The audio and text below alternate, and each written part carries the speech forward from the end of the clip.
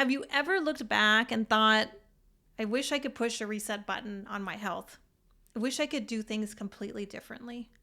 Usually that happens when people are having problems and then they start realizing, oh, wow, if I could turn back time. Well, you can turn back time metabolically, and that's the good news. Because you wonder what you want your health age to be. And too often people wait until they have health problems instead of being proactive. And we've all heard an ounce of prevention is worth a pound of cure. And I truly believe that's 16 times more benefit when you look at prevention than you do at cure, and much more cost effective. So just think about that. And I want to share some stories with you.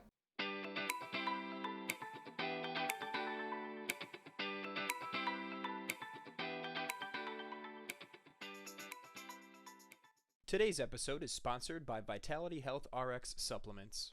Whether you're an athlete, a busy professional, or just someone looking to prioritize health, Vitality Health RX has what you need. With premium ingredients and rigorous quality control, their supplements support your body's natural functions. Visit shopvrx.com and use code FEELGREAT15 for 15% off your first order. Thanks to Vitality Health RX for sponsoring this episode. Now let's dive in. Well, today, I just want to say welcome to the Feel Better, Feel Great podcast, episode 159. If I had to start all over with my health, here's what I do first.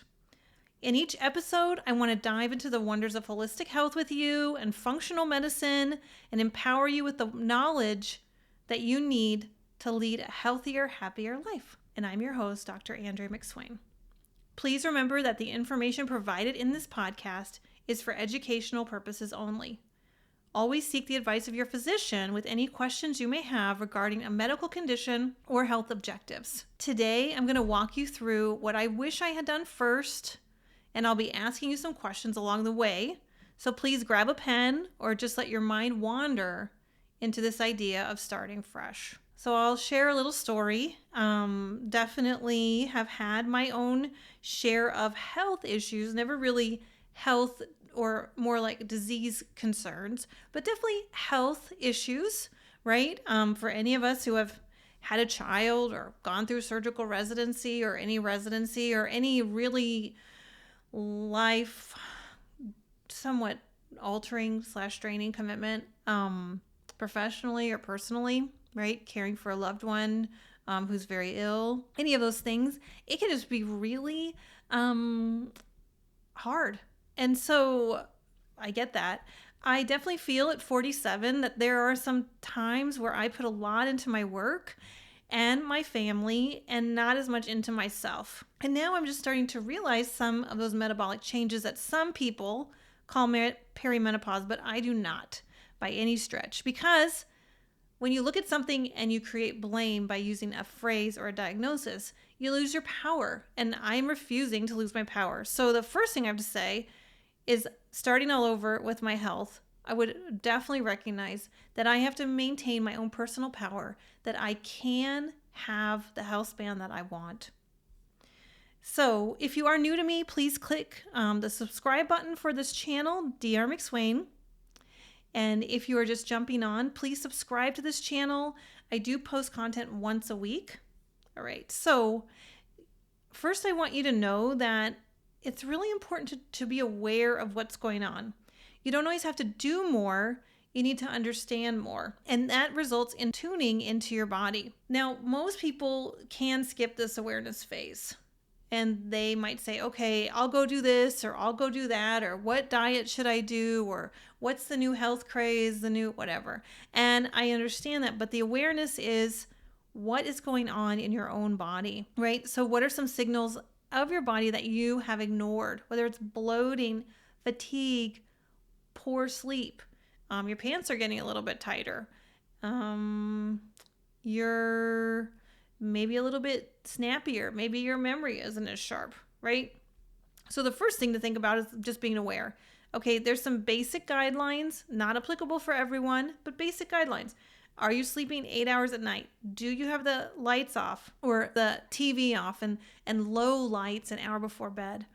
What is your energy like? When does it get really high and maybe it spikes? and then it tanks. For example, if you have a very long day, and sometimes in clinic I have a very long day, and so I need to, get my day going. I go full throttle, 1,000%, and I need to stop for lunch. It's an hour. Now, sometimes I have 6-8 hours of clinic. It's not a lot compared to maybe some other people, but maybe that's just me saying that to myself, right? So that's an awareness.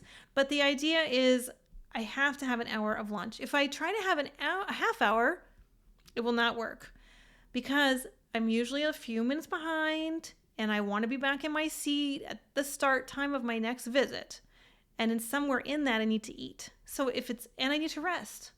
Just put my legs up for a few minutes and just let my body recalibrate to what my needs are. And this is something I found to be very important because I think, okay, I have 6 or 7 hours worth of clinic. I'll just go from noon to 7. Yeah, that's not really worked for me. I've had to definitely make that change. And so that I can start at 10 and have a lunch break and end at 5 or 6 even. But at least I have my lunch break and I have a time to nourish, hydrate, and rest.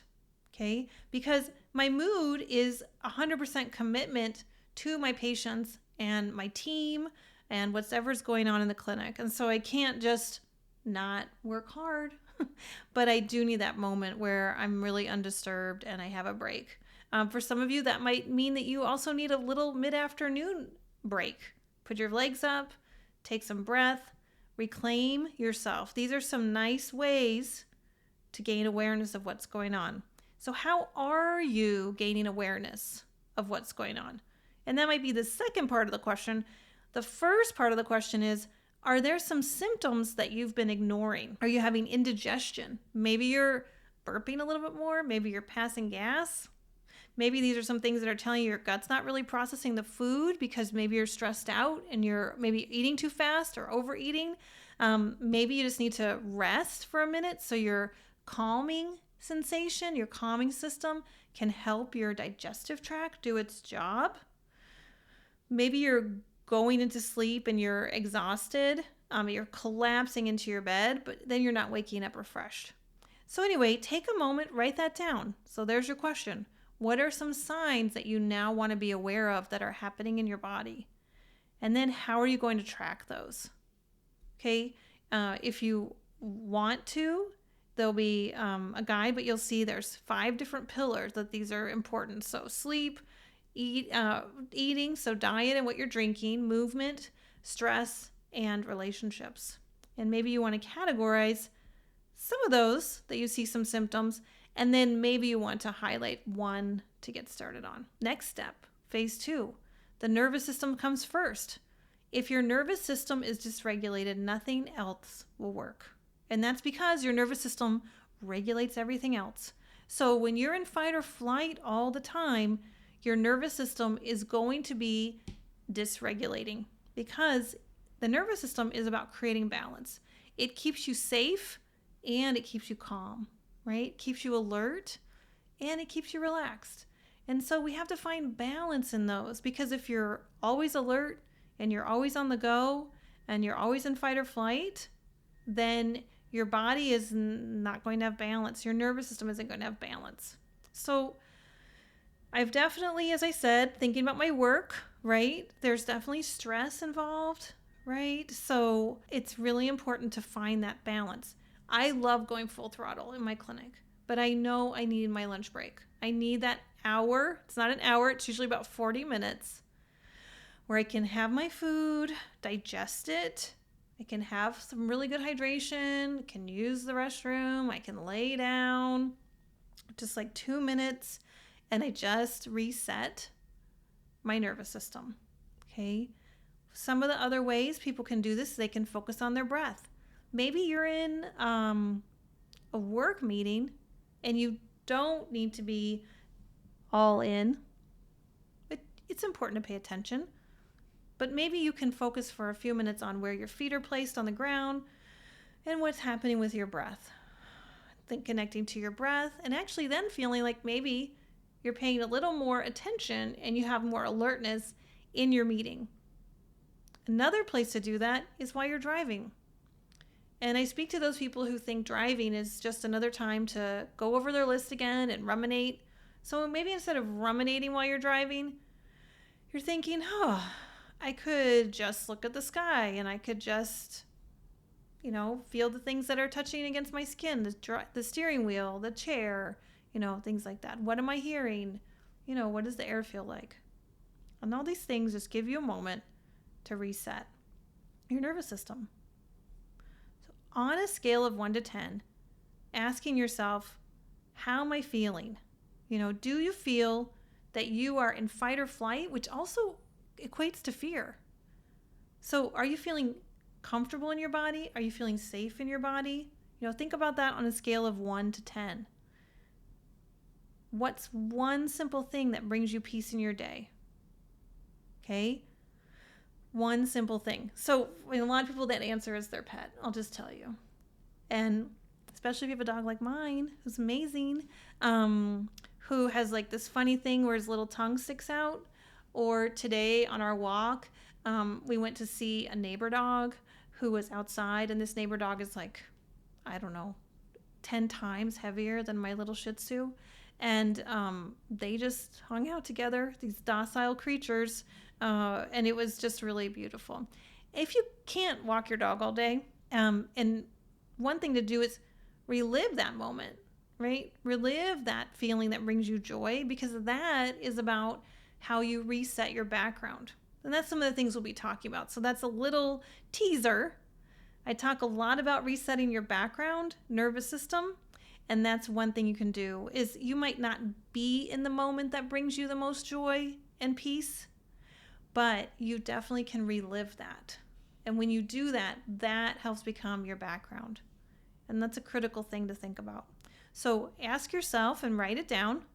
Again, on a scale from 1 to 10, how safe do you feel in your body? Or how, if you can't really process that idea, because that could be a little bit of a stretch, how are you feeling that you have a time, how often do you feel calm in your body? The next thing to write down is, what simple thing brings you peace in your day? Some people will write this on a paper. You could put it on a Post-it note by your place where you have the most stress. Usually that's by a computer or a desk, right? Because that's our work, and sometimes that can make us really push hard. And so we want to think about that thing that brings us peace, because we can keep bringing ourselves that peace all throughout that day. And that little tidbit of peace is going to help us with our nervous system. Phase 3, food foundations. So before thinking about anything really difficult in terms of fad diets and all the things that people talk about, first let's talk about, how do you stabilize your blood sugar and your digestion? Okay? And so these are really important ways to understand how you're digesting, processing, and energy, and then creating that energy for your body. And we often get that in food. I think about food, and I also kind of put that towards energy. And then I think about, okay, applying this in my 45-second rule. Some of you have heard me talk about my 45-second rule, and it's basically, you can do something for yourself in 45 seconds, right? Even if you're flat lying on the couch, you have nothing else to give for yourself, for your family, for anyone else, right? You just want to lay there, even though you really need to take care of yourself. You can't. Well, 45 seconds. Pop that into your head. If I have 45 seconds, what can I do for myself? Usually it's a drink of water. It's a light protein shake, okay? And sometimes it's your go-to food. So what is your go-to food?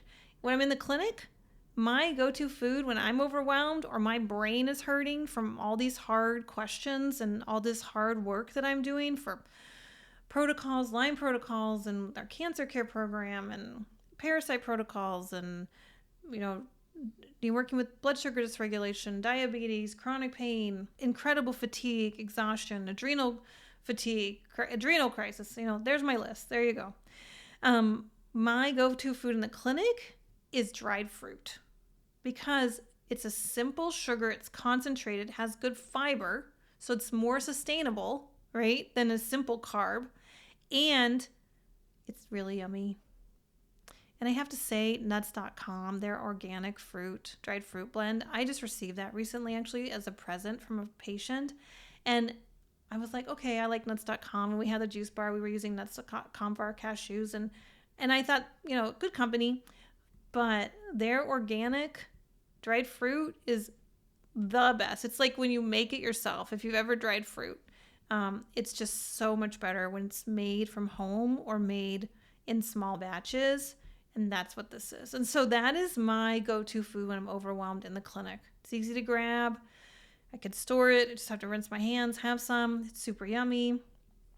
I love it. Then I definitely get some hydration on board. I definitely like a protein shake in a large glass of water because you can definitely use proteins to help support your digestion, but they also help to support your detoxification. When you're in a high stress mode, you've got to work some things out and you want to be able to use some of that protein to support you. Okay. Some people might use like a cucumber aloe drink. That's delicious for gut support. Just kind of something small, but really helpful. And you do need to know your grab and goes. Okay. So write down your grab and goes. What are your go-to food when you're overwhelmed? And how does it make you feel after? So I'll tell you, the dried fruit is just a game changer in the office. At home, it's cheese. I love cheese. It's delicious. I've always gone to it. It's so helpful for the mitochondria. And so I know that when I go for cheese, I'm pretty tired. And I also try to have a little cheese and then have some other things because I want to make sure I am hydrating and keeping some balance with the cheese. But that's my go-to for at home. If that's your go-to, like it is for me, then we'll be talking about mitochondrial health. And look out for that and check out some podcasts that I have on mitochondrial health. And let's talk about that. So if you have that, make sure you make a note. You can DM or comment. If you're a cheesehead, it matters. Okay.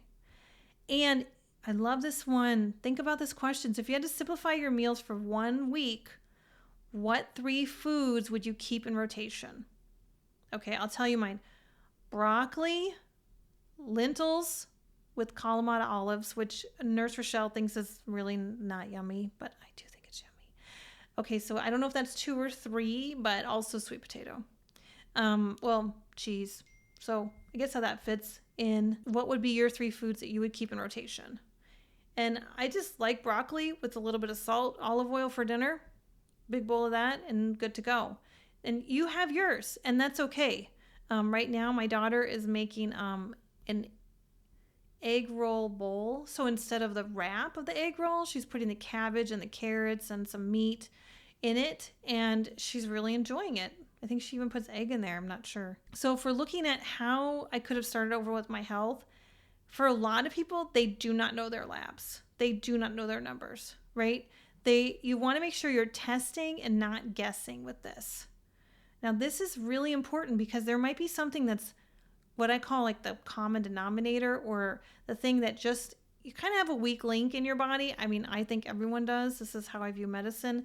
And you have a machine, and there's always just like, maybe there's like one cog that just doesn't quite optimize.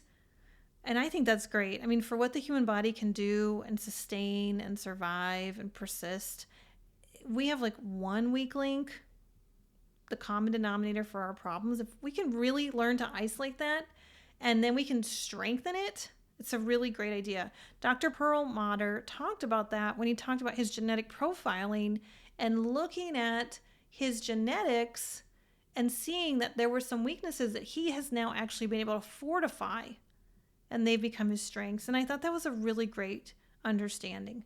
So what did you wish you had tested earlier? Was it your thyroid, your cortisol, your blood sugar levels, your omega-3s?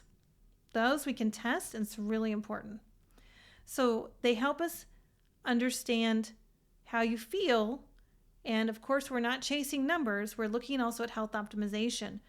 But if you're one of those cheeseheads, we probably need to check out your CoQ10 level, because CoQ10 is a lot about mitochondrial health, and your body might be asking you for something. It might be an ignored symptom, some of your food cravings. Again, write that down.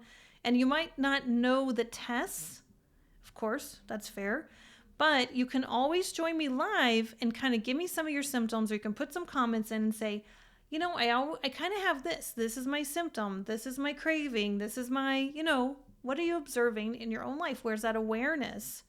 And I say, oh, maybe you might want to consider getting a test for this, right? Or that, or, and I can help you with that. Because if you've ever felt like something's wrong, but labs are not reflecting how you're feeling, it's most likely you're not aware of the lab that you need to have done, right? And your doctors might not either, because a lot of people don't like looking at that much information. I have to be honest, because it's hard. Then, if you know what as I said, if you know what symptoms you're thinking about, I might be able to tell you that test that you really want to get done tomorrow and why.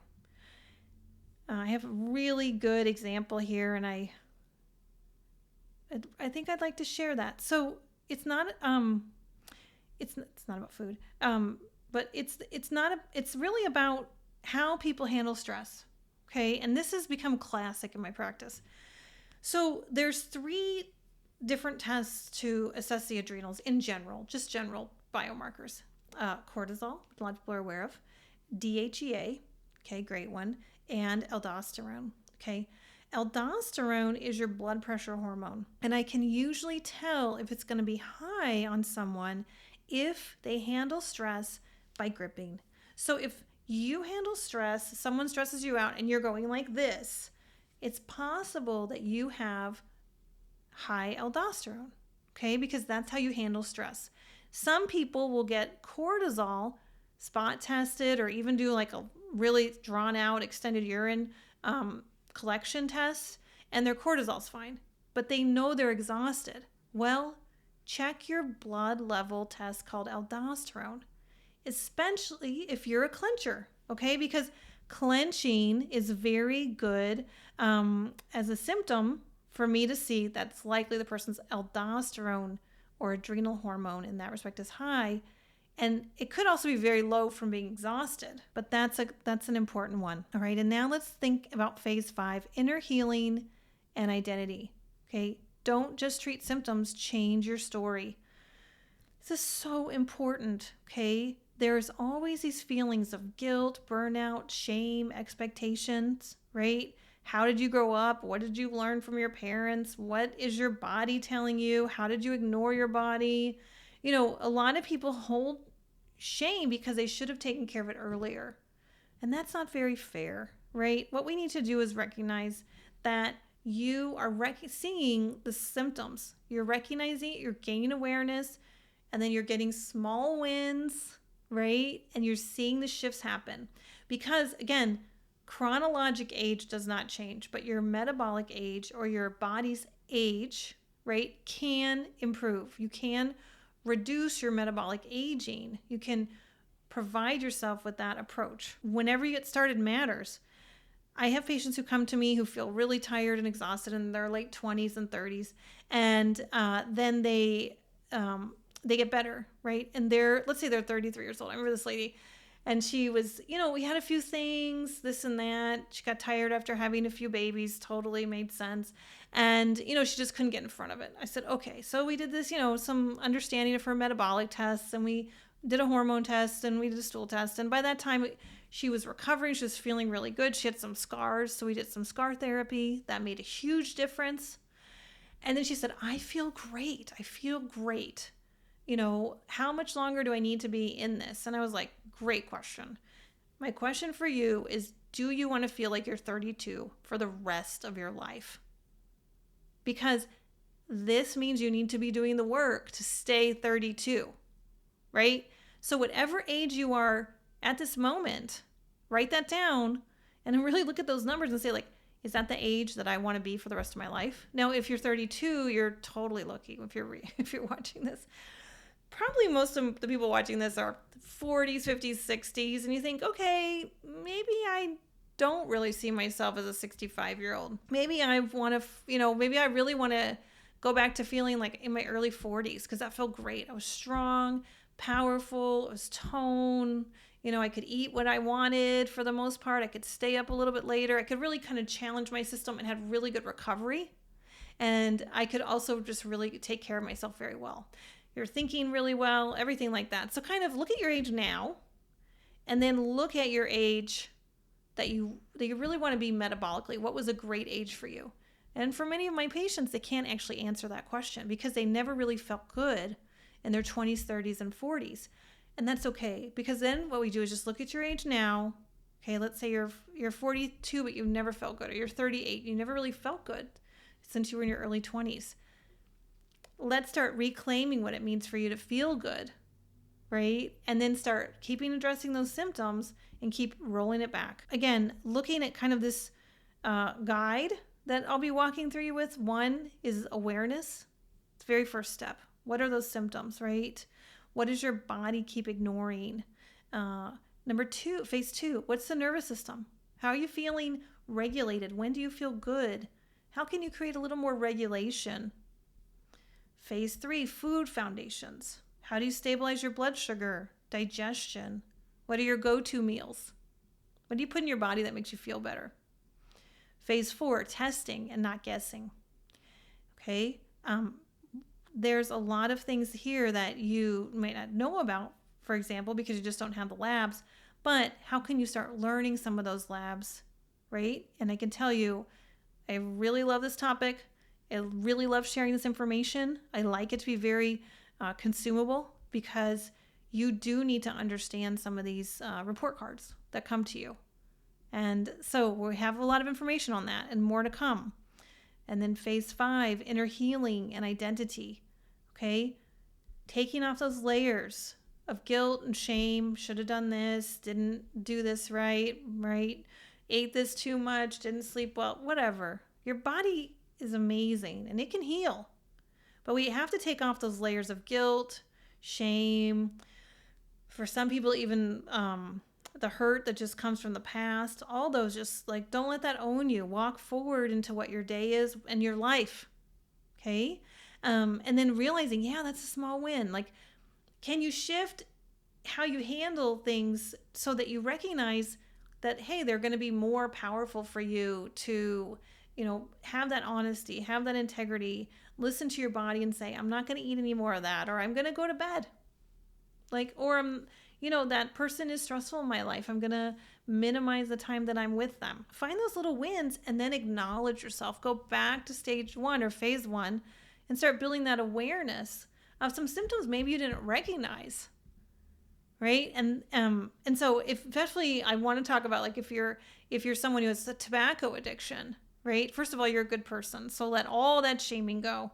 Let all that blame go. If you have, some more of the like vices that people talk about, right? Whether that's like alcohol, heavy alcohol consumption, or, these things that, let all that go, right? Let all that shame and guilt go and move into it as a health condition. And how do you build health?